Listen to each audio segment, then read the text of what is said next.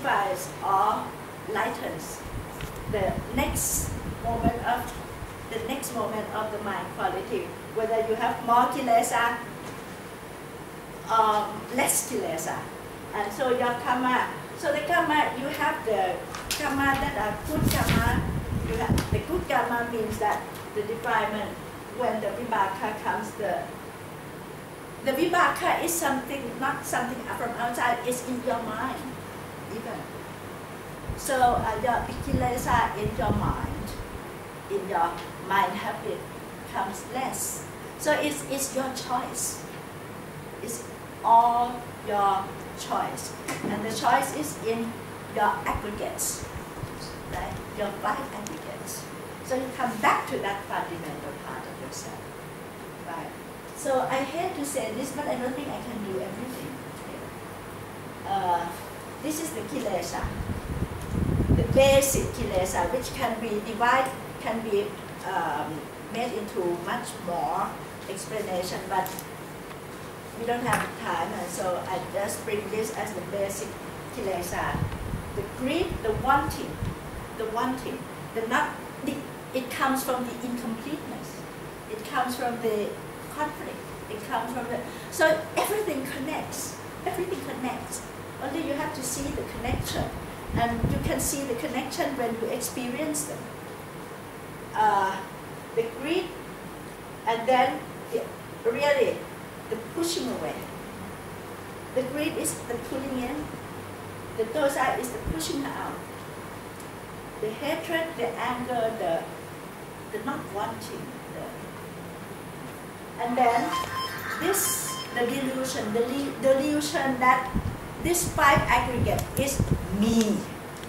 I'm the center of my world, which actually for us it is. I would like to tell you what happened to me.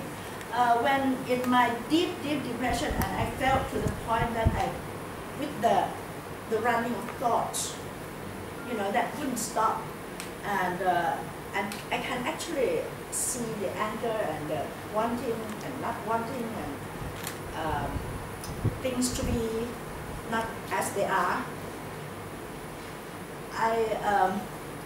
I went away, and I was with Putatasa at Suan Mo for 3 months.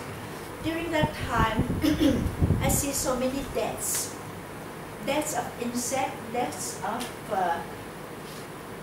of cats, dogs, beautiful birds.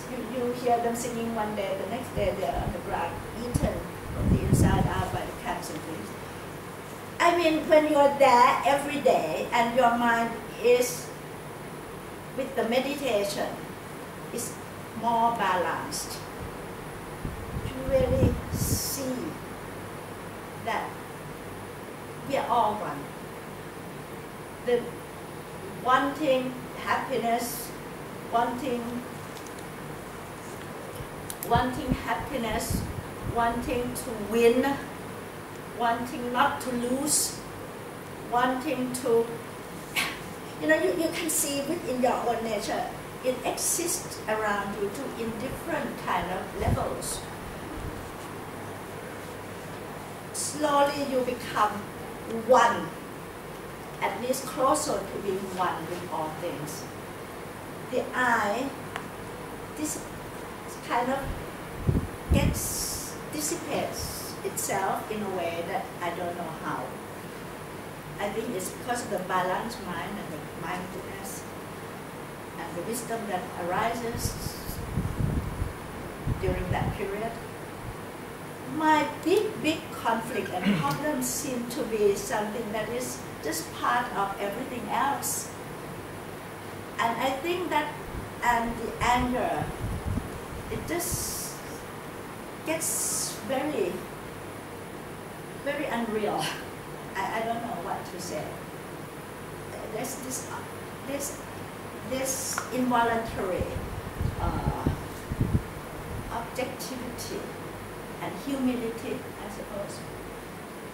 And I realized that the less the me taking up the space of the mind, the attachment of the me and the mind, the less it takes up the space of the mind, the freer, the mind has more liberation from the dukkha.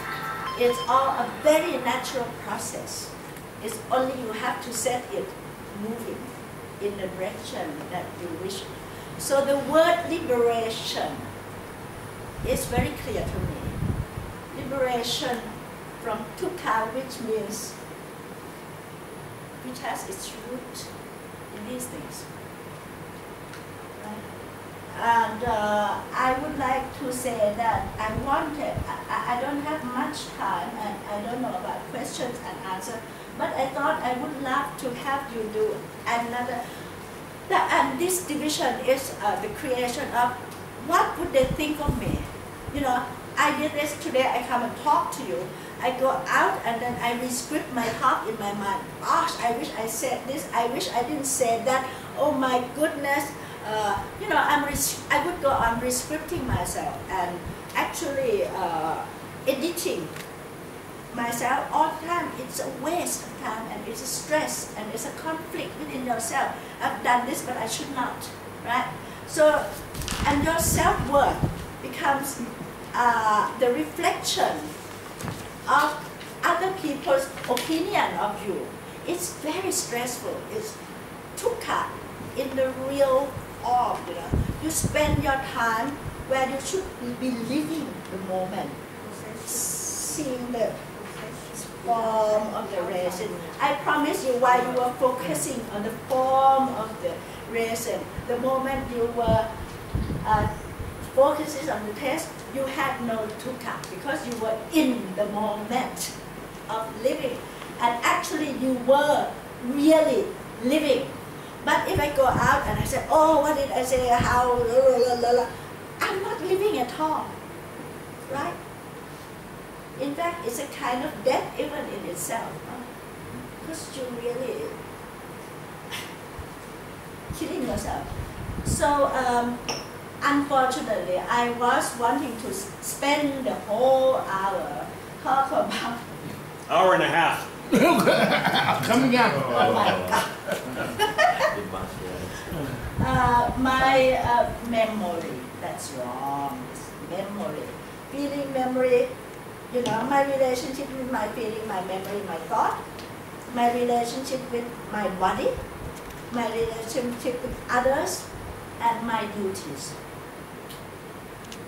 If you will find yourself, if you resolve the conflict within this part, do I have the arrow? No, I don't. Yes, I do. If you resolve the conflict within this part, you find your relationship with other parts very easy. Really. Because communication could only happen when you, I mean, the note here is much better when I'm writing something down. Real communication with others can happen when the mind doesn't create the me here and the them there. I would like to bring up an example of what I did with a dying patient. All right, I'm not an expert in hospice care. I'm just an ordinary person. I'm not a nurse, not a doctor, not anything. But I'm interested in seeing people dying well because I want the circle. When the body's, the rupa is out, I want the nama with its energy to go well, okay, to go in a less dukkha direction, circle thing. So I did go and have some, you know, training visits to dying people after a training by Ajahn Pesantalo, who is a monk who does a lot of the path to a peaceful death retreats. From my own experience, I found that this is true. Real communication with others can happen when the mind doesn't create the me here and the them there. Without me taking up the space of the mind has space for loving kindness, for metta, compassion, karuna, and sympathetic joy for others, mudita, and equanimity. The first patient that I visited dying patient with the collaboration of the hospital. I had gone through this training. At the door, before I entered the room, I was told, what shall I do? What is the best that I can do? What shall I say to him? I wonder how he's going to respond to me. It was full of that. There was no space at all for natural kindness, there is the kindness I want to help them. It's very I-based, you know, this philanthropy or social work has its own danger. It builds your feeling of me helping them. Actually, it's not me helping them. It's just we are just one, and we are doing what they're, you know, we're just the doing the gamma part of it. And if you say me, is the kilesa of greed, of wanting, of holding on, of attachment to myself, to this this thing that I call me. Actually, I don't think I have the time to do a very, very good exercise, but so that you recognize that when you're doing something, not, well, I don't want to talk about this because it's irrelevant, but I went in and I knew that my visit was hopeless. The patient did not connect with me, I didn't connect with the patient, and it was a hopeless mess. When I say it's a mess, I mean it was useless, a useless, completely useless visit. And actually the imprint it left on me was I'm no good. I'm no good. And so it's all the unwanted things that happened. My next patient was not my patient, it was someone else's patient. And the person who visited this case just came to me and said, oh my God, this is a real sad case, you know. Please come and to see her. Maybe because she's not my assigned patient, maybe. I don't know what, but I just walked along. And I realized, now looking back, I realized that there was no me there. But I didn't make myself know me, if you know what I mean. If I try to make myself know me, there would be another me who is making myself know me. So it's really, looking back, why, how I did it that time, I don't know. I think it's just because of the failure from the first patient, and I was just with my body and my mind, and I just knew each moment that I was walking and I was going here. The connection I made with this patient was amazing. It was just amazing. And we became very close. She was a Chan immigrant worker who finally her husband deserted her. And she finally died. But I learned from that experience that if I'm going to help you, it's no good, don't really help. Because the communication channel does not open. Because there's no space for the natural kindness, the natural oneness with whoever you're going to see. You find that relationship becomes very difficult with somebody you really want to love you.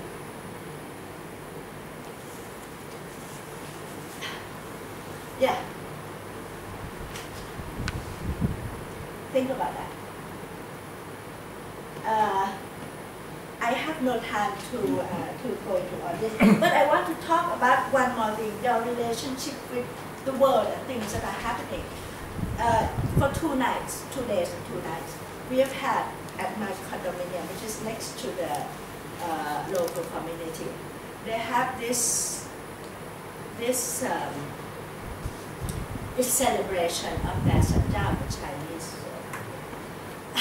And last night when I was preparing this talk, it was particularly bad because the sound system was very bad, you know. And you have this Ligue thing, you know Ligue, of course you know Ligue, I mean the Thais one. You know, this old style kind of thing, with the dancers actually singing themselves, you know. It's not the singers singing, it's the dancers singing.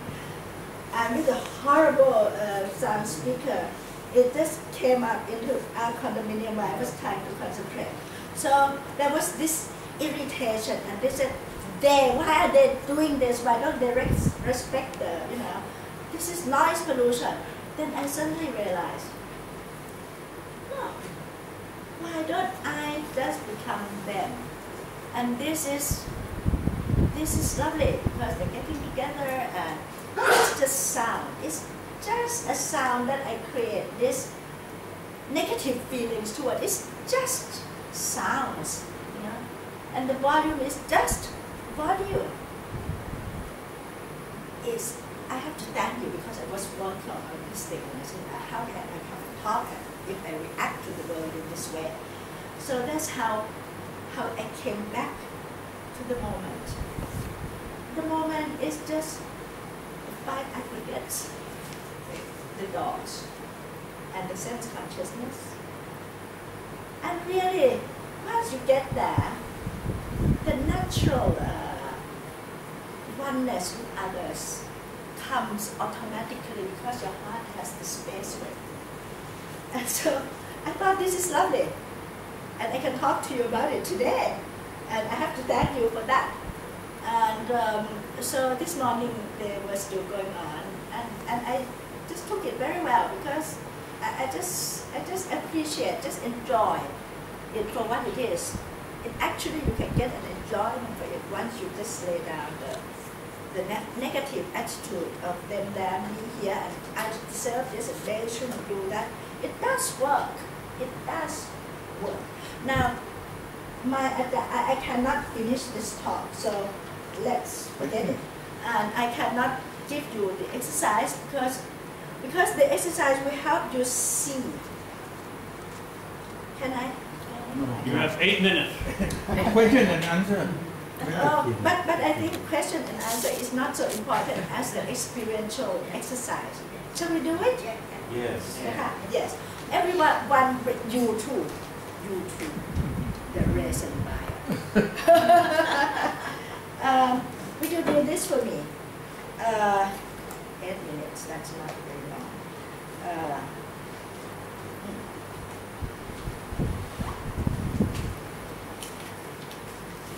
I would like you to do something. I would like you to put up all your telephone. Please, this is very important.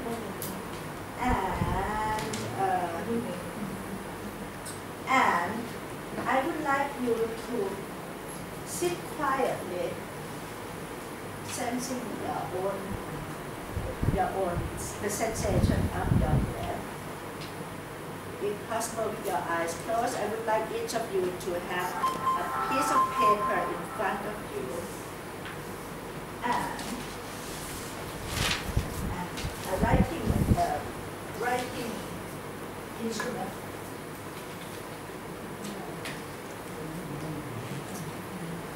Writing instrument.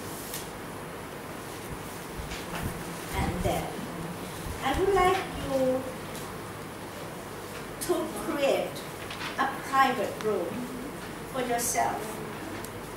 Just go into yourself and create your own quiet room with the walls made of this music.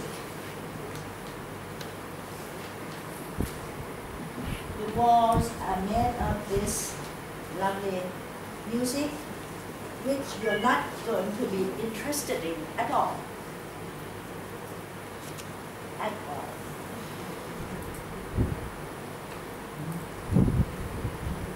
So you will be very still because any movements or much movements from one of you will disturb the peace, the the peaceful energy of the room. Just be with yourself. As the music starts, be with your breath, the sensation of your breath. When this music starts, you don't pay attention to it, except using it as the walls of your room. And then you start writing anything in the world that you want to write. It does not have to be, it does not have to make sense. You don't care about the spelling or anything at all. Just write what you want to write. And it will be something that you will not keep, because you will tear everything up into pieces. You won't even ever see it again. All right.